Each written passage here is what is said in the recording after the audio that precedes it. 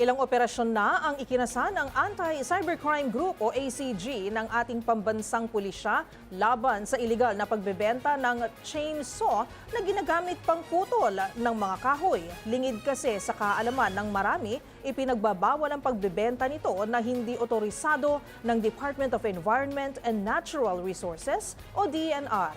Ano nga bang batas ang sumasaklaw dito at ang maaaring kaharaping parusa ng mga lalabag? Alamin sa report ni Dustin Bayog. Nagsagawa ng ilang operasyon ng Philippine National Police Anti-Cybercrime Group o PNP-ACG laban sa mga taong iligal na nagbebenta ng chainsaw sa social media.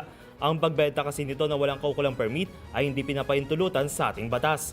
Nakapaloob sa Republic Act No. 9175 o ang Chainsaw Act of 2002 na ipinagbabawal para sa sinumang hindi otorisado ng Department of Environment and Natural Resources o DNR na magbenta o mag-import ng chainsaw.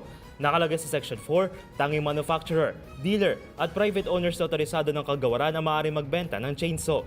Gayon din ang mga maaari lamang gumamit ito ay mga na-issue na ng permit ng kagawaran tulad ng mga timer license agreement, fruit tree farmer, tree fanner at mga lisensyadong wood processor. Ang mga lalabag ay maaaring marap sa kulong na 4 hanggang 6 na taon o multa mula 15,000 hanggang 30,000 pesos. Habang ang gumagawa ng chainsaw na hindi otorisado ay maaaring makulong ng 1 buwan hanggang 6 na buwan at multang 1,000 hanggang 4,000 piso. Habang ang sino mang gumagamit ito na hindi naaayon sa batas ay maaaring makulong ng 6 hanggang 8 taon at multang mula 30,000 hanggang 50,000 pesos.